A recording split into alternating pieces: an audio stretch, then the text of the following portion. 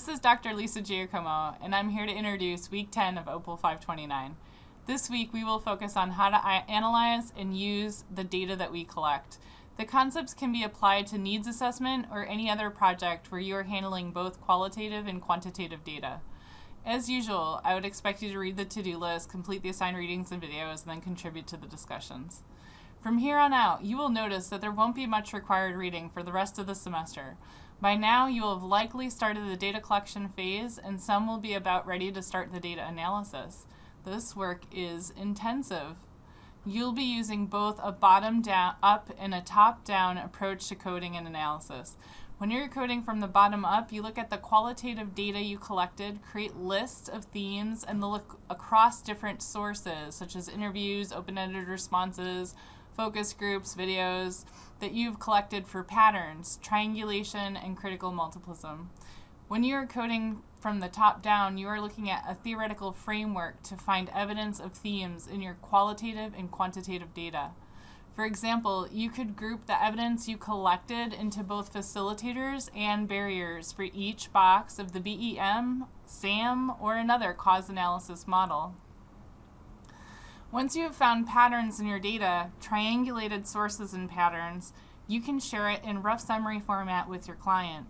You would want to make sure that there are no direct quotes and only present information in an aggregated form.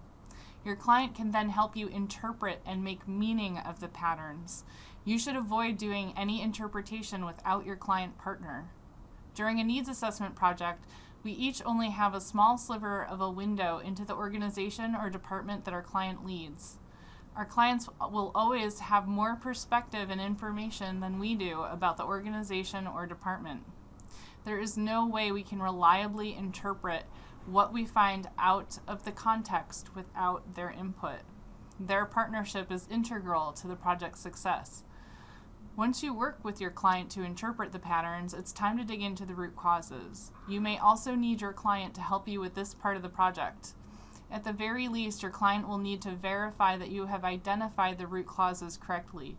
You can do that by sharing a fault tree analysis or something like that.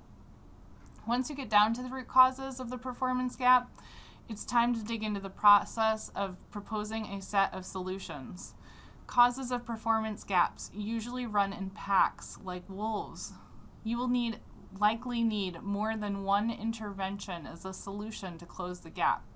You can start by looking at the literature and seeing what kinds of solutions have been shown to be useful to create the list of draft ideas. However, you will need all of the key stakeholders at the table to ensure your proposed solutions are viable options, and you will want them to help you rank and prioritize each solution to get their buy-in too.